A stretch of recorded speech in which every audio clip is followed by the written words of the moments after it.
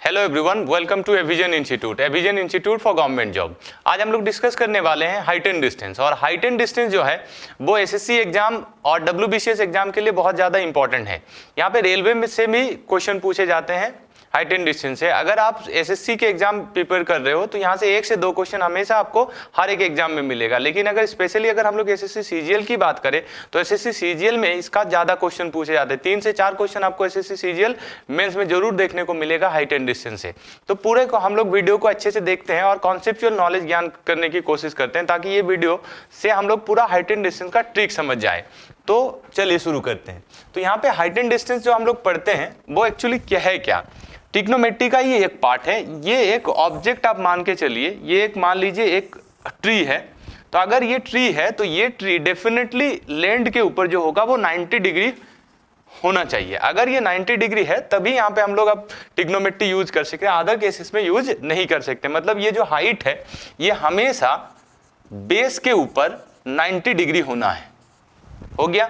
अब इस चीज को हम लोग डिस्टेंस कहेंगे। तो मतलब ए बी अगर मेरा एक ट्री है, अगर ए बी मेरा एक ट्री है तो उस ट्री का जो शेडो होगा उसे लेट्स से कि बीसी के नाम से जानते हैं। और ये बीसी जो हो जाएगा, बीसी हो जाएगा डिस्टेंस, बीसी हो जाएगा मेरा डिस्टेंस। अब सोचिए कि अगर सी पॉइंट से कोई एक व्यूअर है जो ए पॉइंट को देखने की कोशिश कर रहा है, तो अगर सी पॉइंट से वो ए पॉइंट को देखने की कोशिश करेगा तो यहाँ पे कहीं ना कहीं एक एंगल क्रिएट होगा। इस एंगल को हम लोग एंगल ऑफ एलिवेशन कहेंगे, एंगल ऑफ एलिवेशन कहेंगे।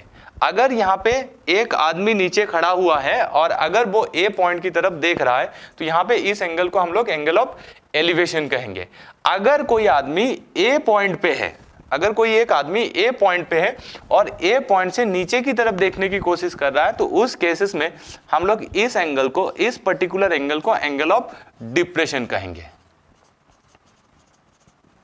तो ये एंगल मेरा हो जाएगा एंगल ऑफ डिप्रेशन। बहुत लोगों का गलत कॉन्सेप्ट रहता है कि यहाँ पे एंगल ऑफ डिप्रेशन बनता है, लेकिन नहीं, ये एंगल ऑफ डिप्रेशन नहीं है। बीसी के एक पैरेलल लाइन मुझे ड्रॉ कर लेना है फ्रॉम द पॉइंट ए, और यहाँ पे जो एंगल बनेगा उस एंगल को हम लोग एंगल ऑफ डिप्रेशन कहेंगे।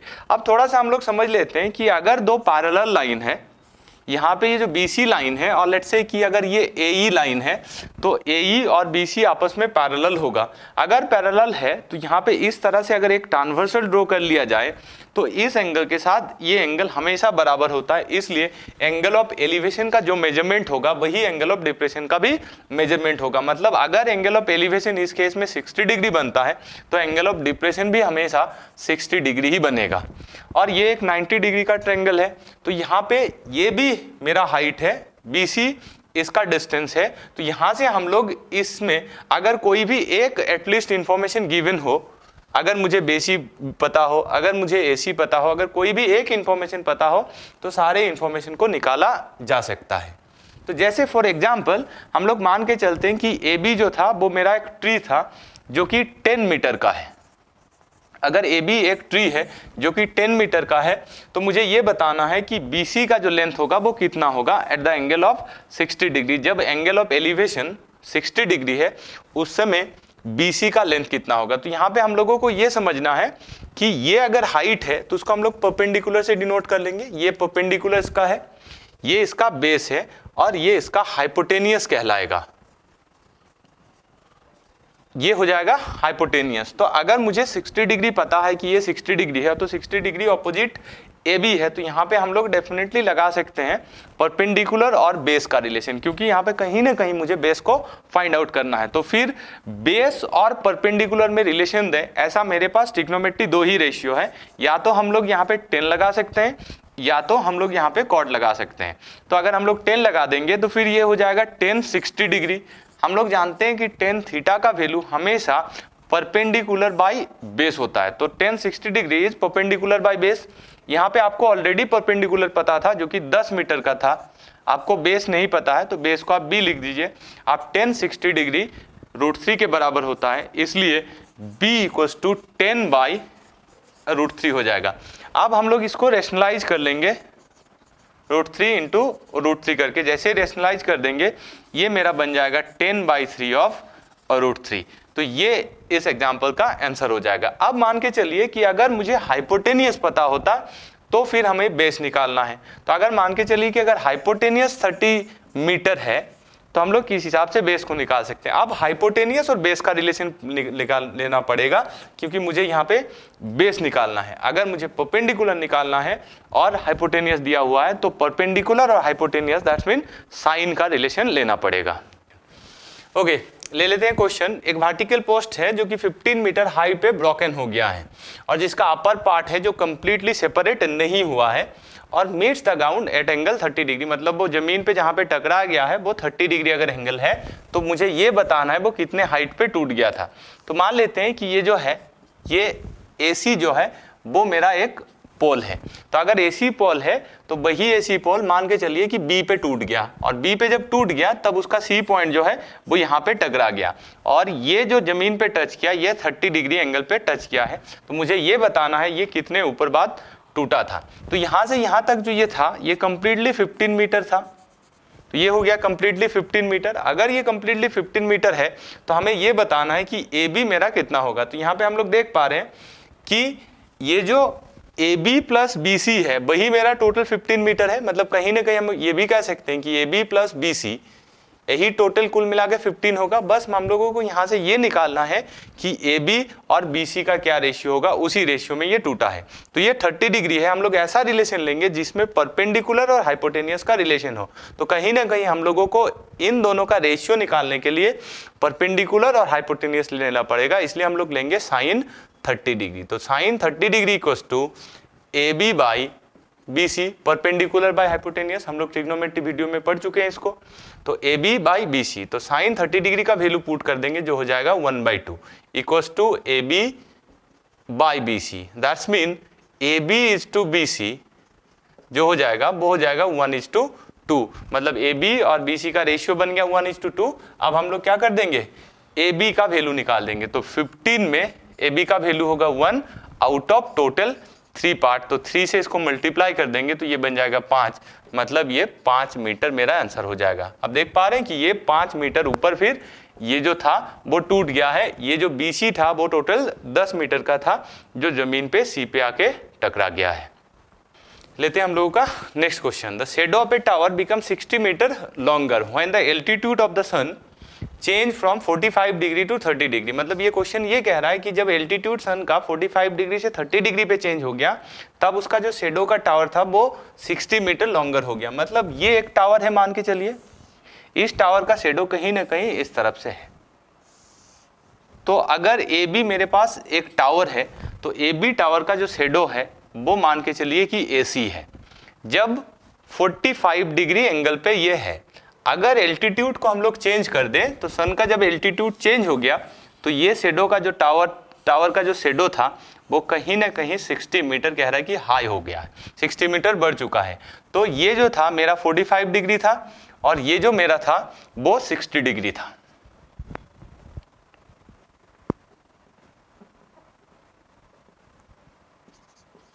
थर्टी डिग्री, तो ये 45 डिग्री और ये 30 डिग्री और C से D तक उसका जो शेडो था वो लंबा हो चुका है। तो यहाँ पे हम लोगों को ये बताना है the height of the tower, मतलब AB कितना होगा। तो यहाँ पे हम लोग देख पा रहे हैं ये 45 डिग्री का केस है। अगर हम लोग इस क्वेश्चन को एक बार बेसिक से बनाते हैं उसके बाद समझ लेते हैं कि इसका डाई हार्ड ट्रिक क्या होगा, जो ट्रिक बहुत आसान है, जो आपको क्वेश्चन बहुत 2 से 3 सेकंड में बना देगा। तो पहले हम लोग बेसिक से बनाते हैं। अगर बेसिक से इसको बनाएंगे तो 1045 डिग्री का केस है। 1045 डिग्री के केस में हम लोग ये कह सकते हैं कि इसका जो बेस होगा और इसका जो परपेंडिकुलर होगा दोनों ही बराबर होगा। मतलब हम लोग अगर इसको x मानेंगे तो ये भी कहीं ना कहीं x हो जाएगा, क्योंकि 45 डिग्री एंगल के रेस्पेक्ट में उसका बेस और परपेंडिकुलर हमेशा इक्वल होता है।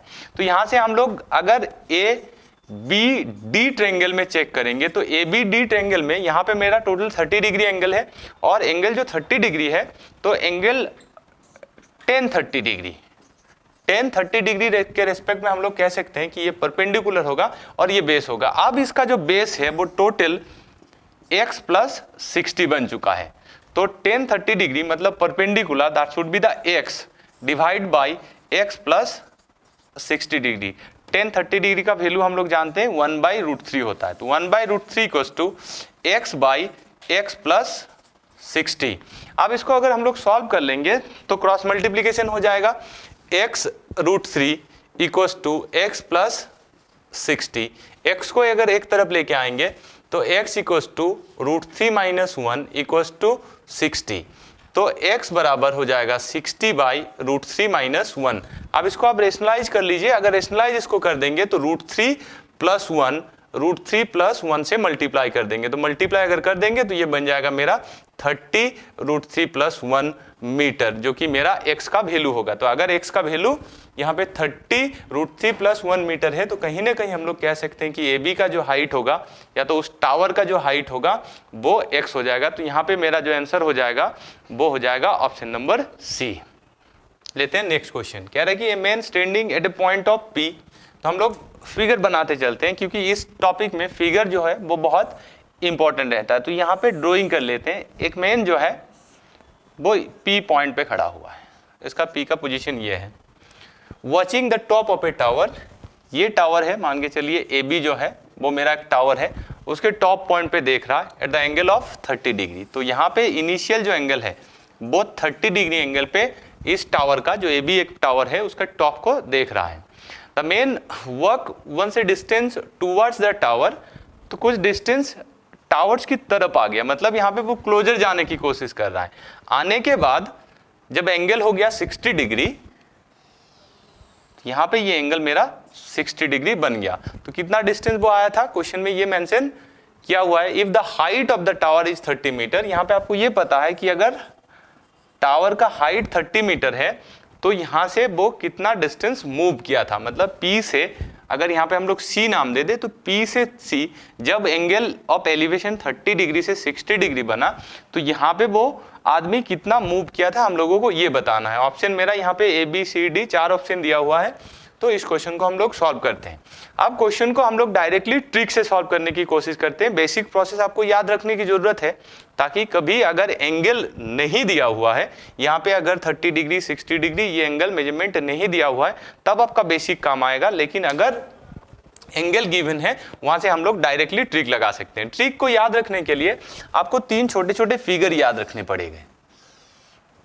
केस 1, यहाँ पे हम लोग ABC ट्रायंगल ले लेते हैं जहां पे इस एंगल को कहते हैं कि 60 डिग्री है। तो अगर ये 60 डिग्री एंगल होगा तो 60 डिग्री का ऑपोजिट जो साइड होता है वो हमेशा √3 के बराबर होता है। ये वाला साइड जो हो जाएगा वो 1 हो जाएगा और साथ ही साथ जो हाइपोटेनियस होगा वो हमेशा आपका 2 के बराबर होगा। ये आपको इस रेशियो को याद रखना है।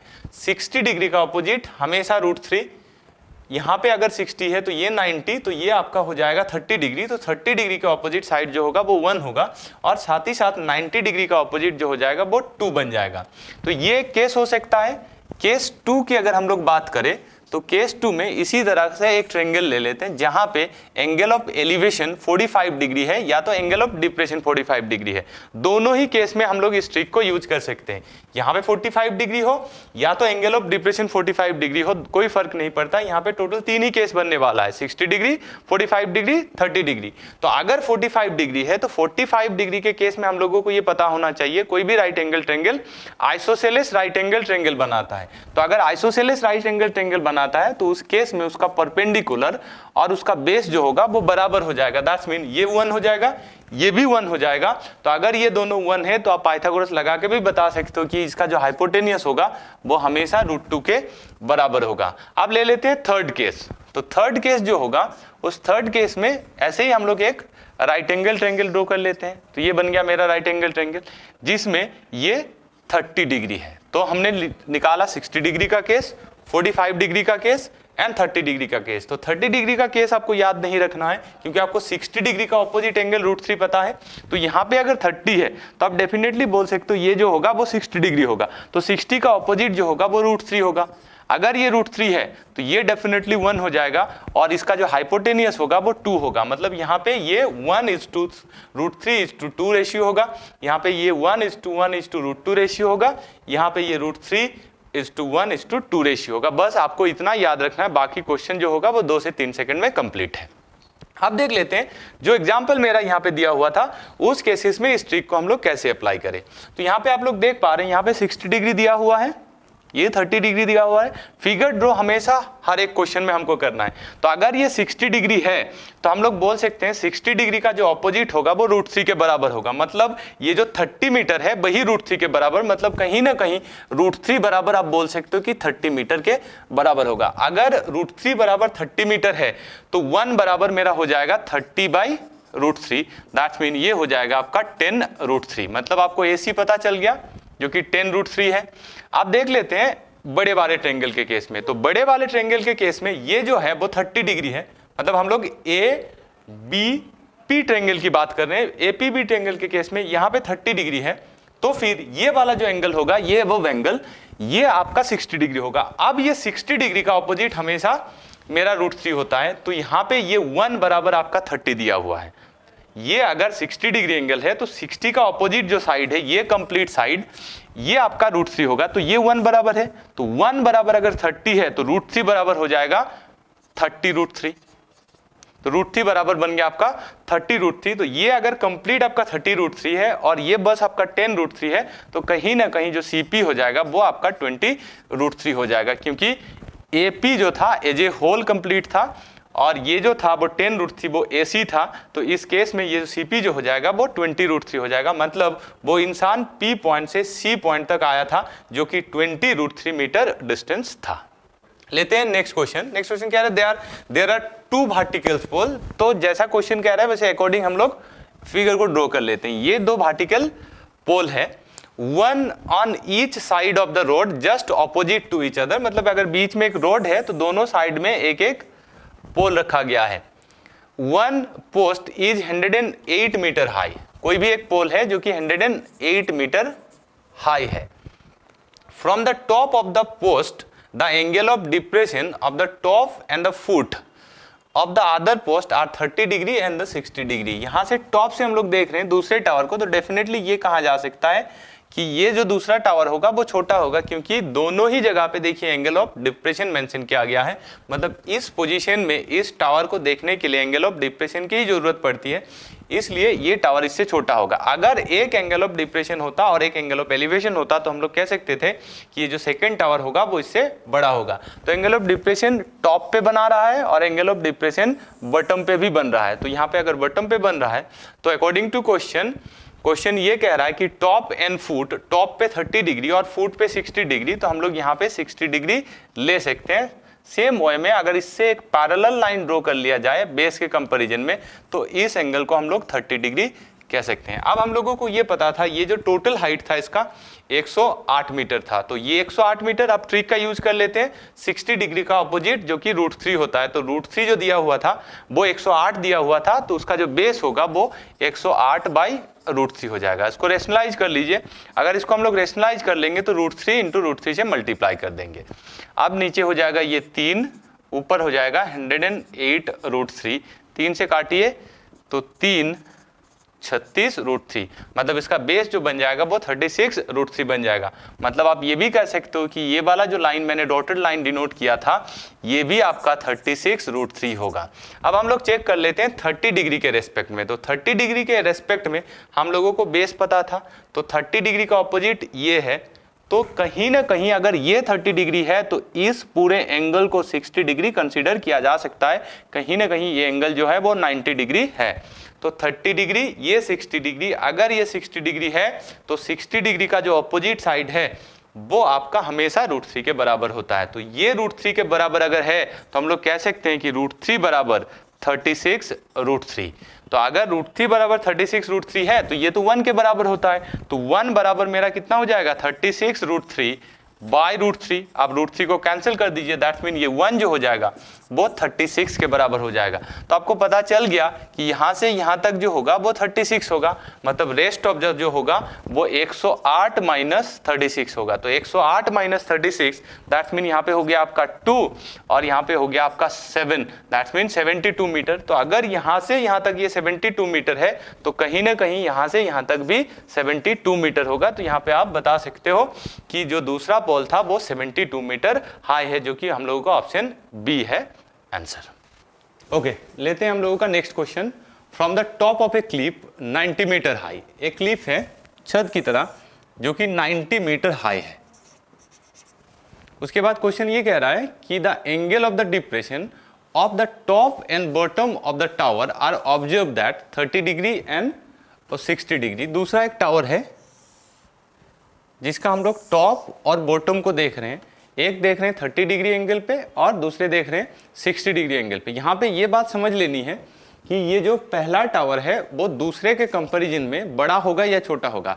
अगर यहाँ पे कह रहा है कि the angle of depression of the top and bottom, तो मतलब 30 डिग्री एंगल और 60 डिग्री एंगल दोनों के दोनों ही एंगल यहाँ पे डिप्रेशन में है। तो अगर एंगल ऑफ डिप्रेशन है तो कहीं ना कहीं दोनों ही एंगल डिप्रेशन होने के कारण ये छोटा हो जाएगा। अदर केसेस में अगर ये बड़ा होता है तो उस केसेस में एक एंगल ऑफ एलिवेशन होगा, दूसरा आपका एंगल ऑफ डिप्रेशन होगा। तो डिप्रेशन एंगल जो है वो 30 डिग्री है एंड 60 डिग्री है। तो यहाँ पे हम लोग बॉटम को भी ले लिए। अब क्वेश्चन ये कह रहा है कि जो उसका टॉप है, टॉप जो है वो 30 डिग्री पे है और उसका जो बॉटम है वो उसका 60 डिग्री पे है। तो बॉटम 60 डिग्री पे है तो यहाँ पे कहीं ना कहीं हम लोग 60 डिग्री को लिख सकते हैं, क्योंकि मैंने पहले ही बताया था कि चाहे वो एंगल ऑफ एलिवेशन हो चाहे वो एंगल ऑफ डिप्रेशन हो, बोथ आर सेम थिंग्स। तो यहाँ पे 60 डिग्री ये बन गया और इसी के रेस्पेक्ट में अगर एक पैरेलल लाइन ड्रॉ कर लिया जाए बेस के रेस्पेक्ट में तो ये आपका 30 डिग्री एंगल बन जाएगा। तो अब हम लोग 60 डिग्री के रेस्पेक्ट में बना लेते हैं वाया ट्रिक से। तो ट्रिक मेरा ये कहता है कि 60 डिग्री का ऑपोजिट जो साइड होता है वो हमेशा √3 के बराबर होता है।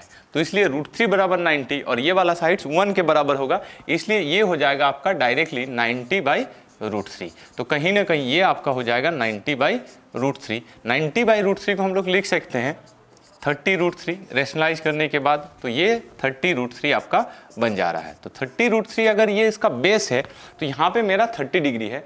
अब ये जो अगर 30 डिग्री है तो कहीं ना कहीं ये वाला एंगल जो होगा एज ए होल ये आपका 60 डिग्री एंगल बन जाएगा। तो 60 डिग्री का ऑपोजिट जो होगा वो डेफिनेटली आपका √3 के बराबर होगा। तो √3 = नथिंग बट 30√3। तो अगर √3 = 30√3 बनता है तो फिर आप 1 बराबर कह सकते हो कि वो 30 होगा। मतलब यहाँ से यहाँ तक ये जो पार्ट होगा वो आपका 30 मीटर होगा।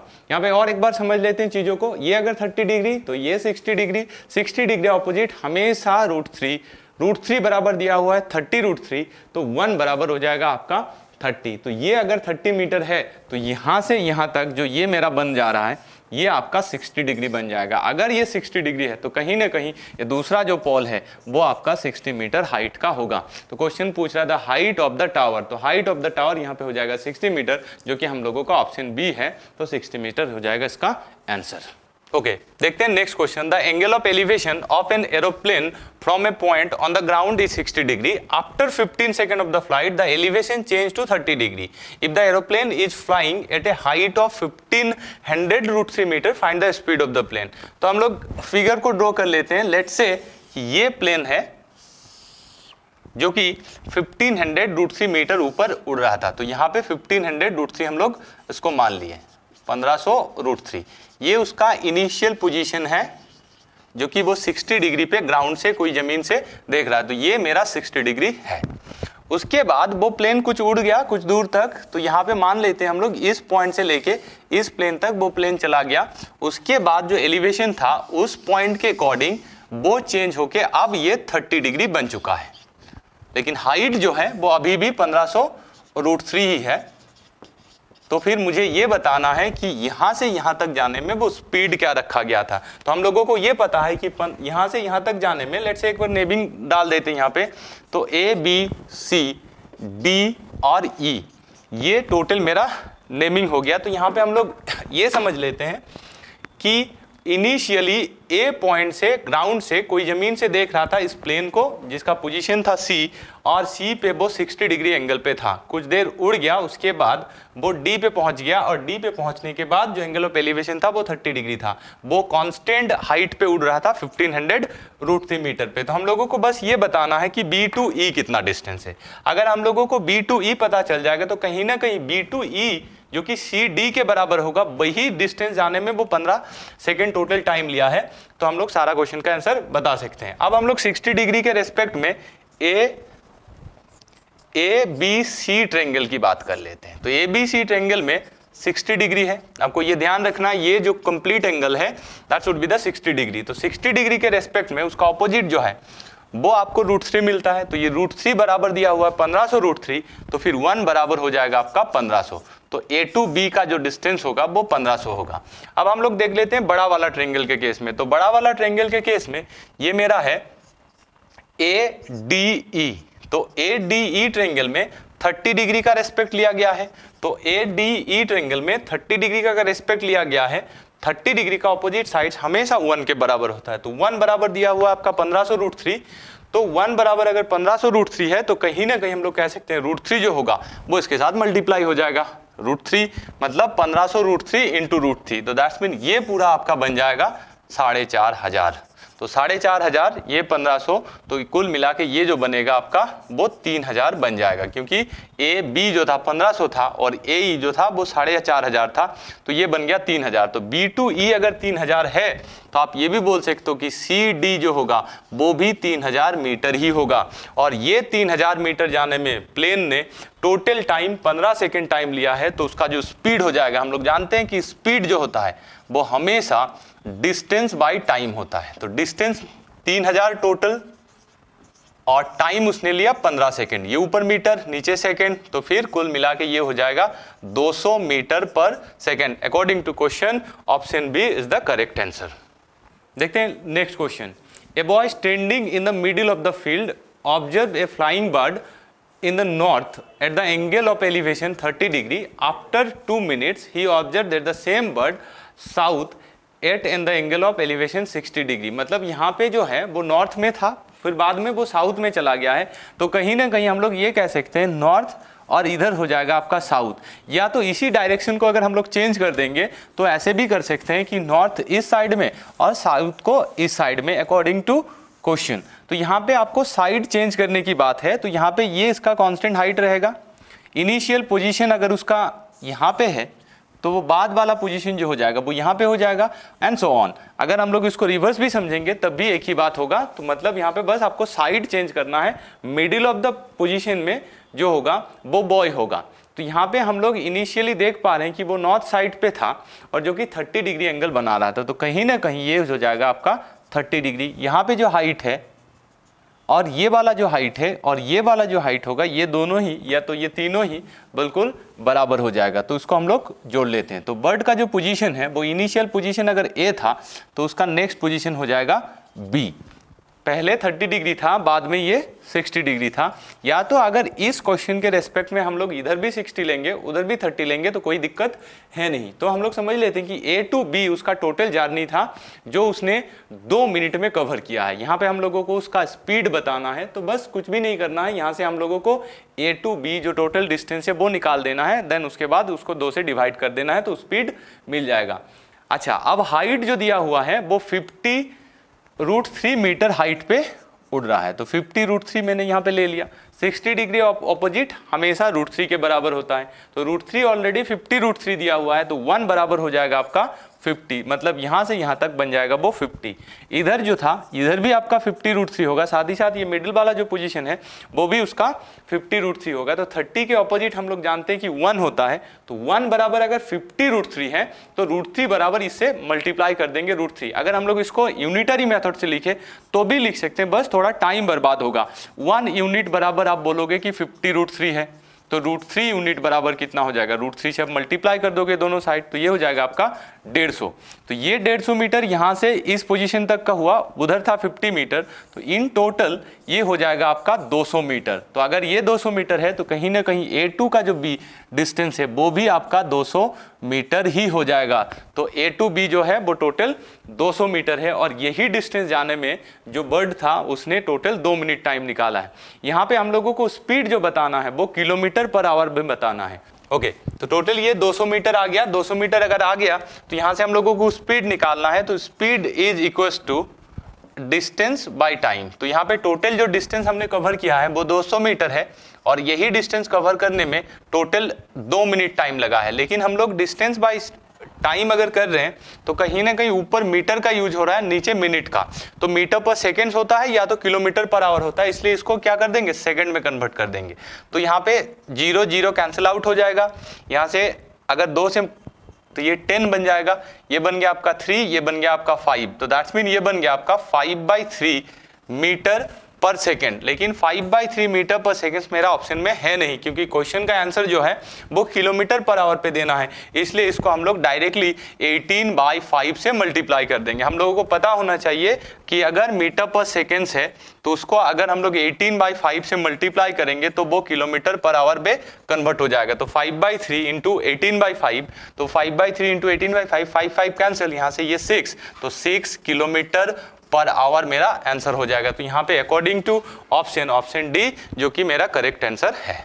ओके, लेते हैं हम लोगों का next question. The angle of the elevation of a ladder leaning against a wall is 60 degree and the foot of the ladder is 4.6 meter away from the wall, the length of the ladder is. यहाँ पे कह रहा है कि एक ladder जो है वो किसी एक बिल्डिंग पे लगा हुआ है जो 60 डिग्री एंगल पे बन रहा है, और उसका लैडर का जो बेस पोजीशन है वो यहाँ पे बता रहा है कि 4.6 मीटर अवे है वॉल से, तो यह दीवारों से 4.6 मीटर दूर पे है, और ये जो था वो 60 डिग्री एंगल था। तो हमें ये बताना है कि the length of the ladder, इस लैडर का जो लेंथ होगा वो क्या होगा। तो नेमिंग कन्वेंशन लगा देते हैं कि ए बी सी। तो यहाँ पे हम लोगों को बी सी बताना है, दैट्स मीन इसका हाइपोटेनियस बताना है। अब हम लोग जानते हैं कि ये 60 डिग्री है तो ये बन जाएगा √3। अगर ये √3 है तो हम लोगों को पता है ये बन जाएगा 1, अगर ये 1 है तो हम लोगों को पता है ये हो जाएगा 2। तो कहीं ना कहीं अगर ये 4.6 है जो कि 1 के बराबर है तो 2 बराबर इसका डबल हो जाएगा, तो दैट्स मीन ये हो जाएगा 9.2 मीटर। ओके, लेते हैं एक क्वेश्चन। मान के चलिए ए बी जो है वो एक बिल्डिंग है, इस बिल्डिंग को सी जो है वो सी पॉइंट से देख रहा था। तो सी पॉइंट से जब वो इनिशियली देख रहा है तब यहाँ पे मान के चलिए कि ये 30 डिग्री एंगल पे देख रहा था। जब उसने 20 मीटर आगे बढ़ गया, मतलब सी से अगर वो डी तक आ गया जो कि 20 मीटर डिस्टेंस है, तो उसको अब जो है बिल्डिंग 60 डिग्री एंगल पे दिखने लग गया। हम लोगों को बस ये बताना है कि ए बी का जो होगा वो ए बी का हाइट कितना होगा, मतलब ये जो बिल्डिंग है उस बिल्डिंग का हाइट क्या होगा। तो इस क्वेश्चन को आप लोग बनाइए और कमेंट बॉक्स में जरूर बताइए। होप आपको ये वीडियो अच्छा लगा है। अगर आपका कोई भी सुझाव या तो कोई भी फीडबैक इस वीडियो के रिगार्डिंग है तो नीचे कमेंट सेक्शन में जरूर बताइए। चैनल को सब्सक्राइब कीजिए और बेल आइकन को जरूर दबाइए। अपने दोस्तों के साथ वीडियो को शेयर कीजिए और जुड़े रहिए एविजन इंस्टीट्यूट यूट्यूब चैनल के साथ। Thank you very much.